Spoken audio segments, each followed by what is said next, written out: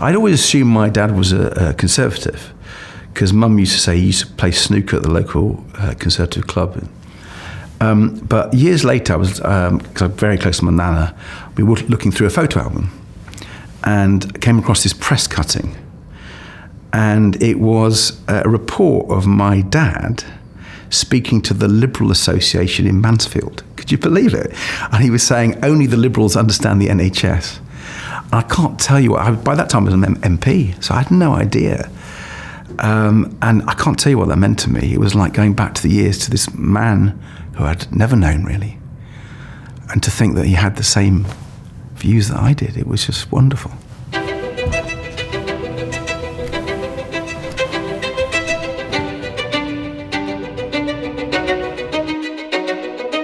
I was born in Annesley Woodhouse in Nottinghamshire, and I was the youngest of three boys.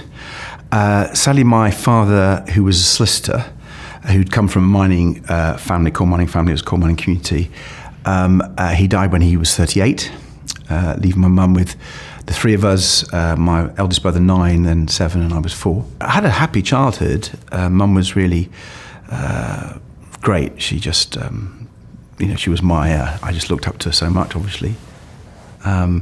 Fortunately, when I was 9, she told me that she got breast cancer, told the three of us, and she had a mastectomy. And although it was a bit worrying, the way she told us, it just made it feel almost matter of fact. And nothing much happened really, besides her operation. And then, unfortunately, the breast cancer went to her bones, sort of secondary cancer. And we really became aware of that when I was around about 11, 12. And it really began to affect her, so she couldn't walk so well, and her bone started crumbling. So I used to try and do as much as I could to make her happy, obviously, but she was in a lot of pain, so I had to give her morphine. But I was very close to her, and I used to spend hours and hours on her bed talking to her, and we watched television together. And it was obviously a difficult time, but we had a mantra: take each day as it comes, and we did. And how did that experience of being a young carer shape your life?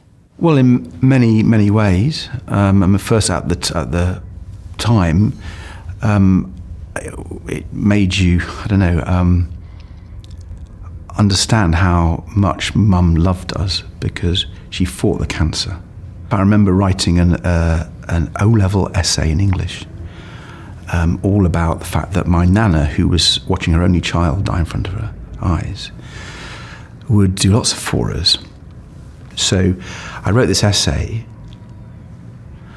about all this experience, and I handed it to my English teacher, a wonderful guy called Les Wilkinson, and he said he couldn't mark it.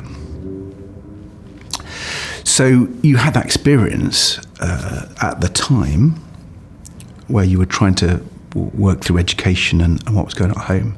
And then when I lost my mum, and she died, I had to rethink my life in a funny sort of way, because most kids, they want to please their parents, right? And I just always wanted to please my mum. And I remember thinking, why am I studying for these exams? Why am I doing it? And I sort of crossed a Rubicon to say, I'm doing it for yourself. If you didn't do it for yourself, mate, that's your lookout, but you're either going to do this or not. And so I had to take that decision early on that I was going to work hard. So what drew you to politics, and why did you start to take an interest in politics? Well, sort of current affairs and things in the media were always discussed around our table. My eldest brother had been chairman of Nottingham Young Conservatives. My first political experience was 12, going to a Young Conservatives disco. I think it put me off. It put me off them. But what I did, I read a book called Seeing Green by Jonathan Porritt, who I think is one of the most amazing environment campaigners we've ever seen. When I went to uni, I joined the student ecology group, and my first bit of political spin was calling it Green Action. So where we campaigned against potholes for cyclists and for recycling, which at those stages was really unusual. And I just got involved in environmental economics and thinking about how we needed to sort of change the system to take account of the pollution and the crisis in our environment. But then I studied politics, so I'm a classic politician, did politics, philosophy and economics at Oxford and read around the subjects. And gradually through that, I realised I was a liberal. You worked in the coalition government under David Cameron and Nick Clegg. Can you tell me a little bit about your time working under that government? Well, it was very odd for me because I'd always fought the Conservatives to win my seat and would sort of consider myself to be an anti-Conservative politician. So it was quite challenging, and we didn't always agree, and I fought them in the government, and particularly on climate change when I was lucky enough to get my dream job as Secretary of State of Energy and Climate Change, and really focused on investment in renewables, insulating people's homes, those sorts of things. We didn't always see eye to eye with Conservatives on that. They wanted me to go into fracking and all the things that they liked, and I wasn't keen on that. But I had to work with them. And I like to think we got a lot done from the Liberal Democrats side of things. Do you think that young people will forgive the Liberal Democrats for going back on their election pledge and raising the price of university tuition fees from £3,000 to £9,000? This is one of the most difficult things working with the Conservatives, and we paid a real big price for that. I lost my seat in 2015, and we've had 3 bad elections, and I can understand why people were cross with us. And when I became leader in 2019, I decided we really had to rebuild that trust. And the first lesson I took from it, do not promise something that you can't deliver on. And I think the other thing is this trust thing, rebuilding trust. So how have we done that? Well, we've spent a long time in local communities, actually. We've been engaging people, young people, old people, people in work, people in business, really trying in the areas where we have lots of Liberal Democrats to engage with people and listen to them, being rather more humble, listening to people, and hopefully in our approach to this election, people can see their influence in what we're now saying. We're making health and care our top priority because that's people's health and care. We made sewage a big issue because that's what people are talking to us about. Made the cost of living a big issue, housing for young people and so on. And I hope through that process, people will have forgiven us for what happened, but also like what we're saying because it is rooted in their concerns. And now, as leader of the party, you've been seen in the news going down roller coasters, falling off paddle boards and on water slides. Why are you taking that approach? I think it's really important that politicians take the concerns of voters really seriously, but I don't think they should take themselves too seriously. And it's also, I'll be really frank with you, it's a way of engaging people. You know, I've been in politics a while, and I've just noticed that, you know, if you stand there in a suit with a lectern, you know, it's a bit of a turn-off. And so showing that one can have fun as well as making serious points, I think, is a different way of doing politics. What are your personal political beliefs? Liberals believe in freedom of the individual, to allow people to be as free as they can, and obviously without doing harm to others. We're different from maybe the Conservatives, who are sort of libertarian, the state shouldn't get involved. I think government can help people be the best they can be. You mentioned the Conservative Party, but how do the Liberal Democrats differ from the Labour Party? Oh, in quite a few ways. I mean, there's a sort of Venn diagram where the parties have things in common, but what's distinctive about the Liberal Democrats, I think, is our commitment, I mentioned, to the individual. We don't think the state can do everything.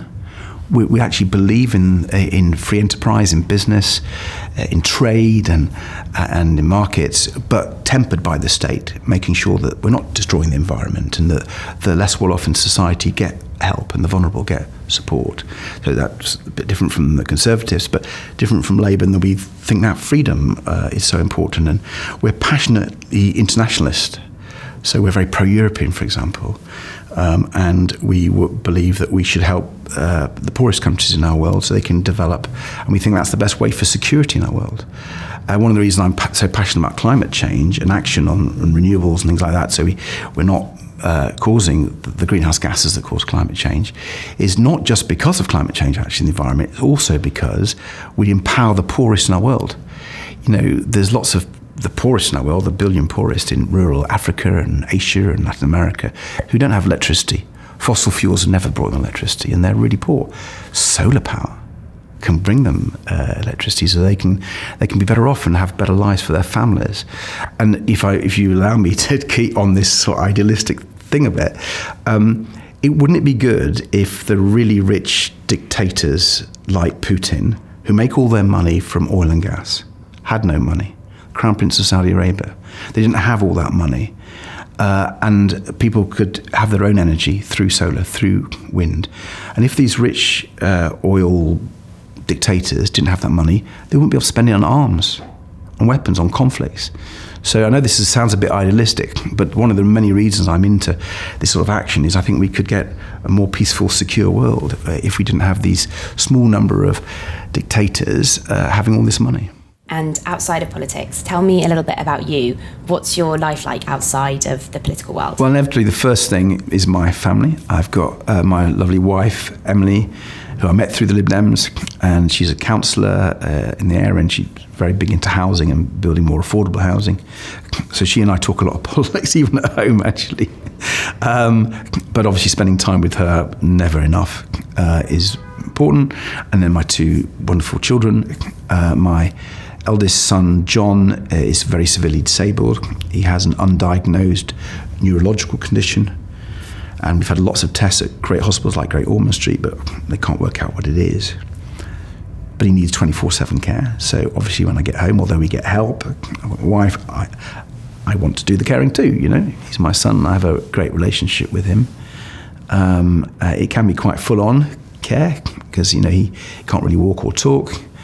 You have to get him up in the morning, you know, take his nappy off, shower him, clean him. He has a massage every day. And, you know, sometimes we get help for that. Sometimes I just do it. So obviously when I get home in the evening, engaging with my son is really important, and my amazing daughter. Because of John's disabilities, we're a bit more limited in what we can do, but our big thing is swimming. We love swimming. John loves swimming, and Ellie loves it, and I love it, and Emily loves it. We go walking. John has a tricycle, so he can join in. My wife, who has MS, has also got mobility problems, so she has an electric bike. So we can go walking, and I walk, and sometimes my daughter walks, sometimes she's on a bike, and we go with John on his tricycle and Emily on her electric bike. And how have your family inspired you? The care bit is really important. The health bit is really important. We've had a few health crises in my family, losing my parents to cancer, wife with MS, my son's disability. I know there are lots of people out there, millions of people, who are caring for loved ones, caring for friends. Could be mother or father, could be a son or daughter, you know, whatever. And they've never had a voice before. And so my family and my experience, my life experience with my family has been that these family carers need a bit more support, and I feel passionate about that. So my family have inspired me in those aspects of my politics. It sounds like you have quite a strong connection to family and even your parents, despite losing them at a young age. Oh yeah, the one thing that was I'd always assumed my dad was a Conservative, because Mum used to say he used to play snooker at the local Conservative club. But years later, I was, because I'm very close to my nana, we were looking through a photo album and came across this press cutting. And it was a report of my dad speaking to the Liberal Association in Mansfield. Could you believe it? And he was saying, only the Liberals understand the NHS. And I can't tell you what, by that time I was an MP, so I had no idea. And I can't tell you what that meant to me. It was like going back to the years to this man who I'd never known really. And to think that he had the same views that I did, it was just wonderful. How proud do you think your parents would be of you?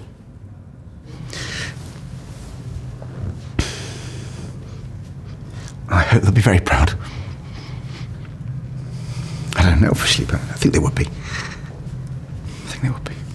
Are they proud of my wife and my kids? I think they hopefully feel that I've done some good things, and I looked after my nana. Turns out my dad was Liberal, so hopefully he'd be proud of me for that. You're raising two young people. What are your hopes for young people in the UK and in fact the world? There are real things in our society that I think are getting in the way of young people. House prices, rents sky high. We need to build more homes that are more affordable for young people. I mean, I'm genuinely worried about the tensions in our world at the moment. We obviously see the appalling war in Ukraine. We fear a rising threat from China. And we've got to work out how to address these. And I think democracies need to come together and be strong together. We need to make sure that the divisions that are being sown in our society, which I really worry about, we tackle those divisions so we can be more united. And we've got to realise that there are others, like the President Putins of this world, who want to undermine that. And we've just got to be less naive. And we've got to stand up. And I regret to say that's going to mean we have to invest in defence. But it also means, my point I was making about renewables, if we go into renewables, we won't be giving Mr. Putin so much money. And, through doing the right thing on renewables, we can undermine these people who want to cause wars. Are we coming to the end of democracy? How much do you feel that democracy is under threat?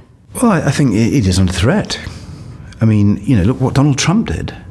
And, he's standing again. I mean, that's a big worry. And there are forces around the world who are trying to say, authoritarian regimes are better for people. Well, they're not. They don't have expression, freedom and free speech and the liberty that we enjoy. And one thing I want to say to people watching this is that I can understand why you're disillusioned.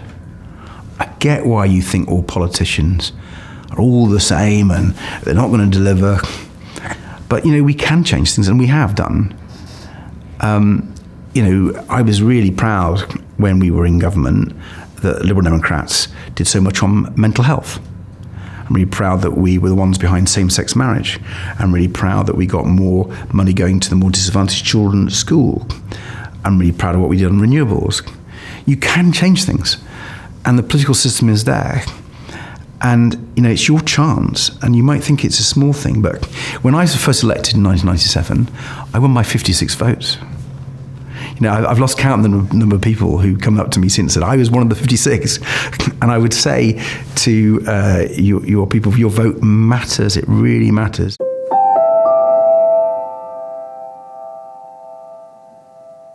And if Trump wins, it will be a disaster not only for the American people, but he will be supporting right-wing governments and right-wing movements all over the world. It could be.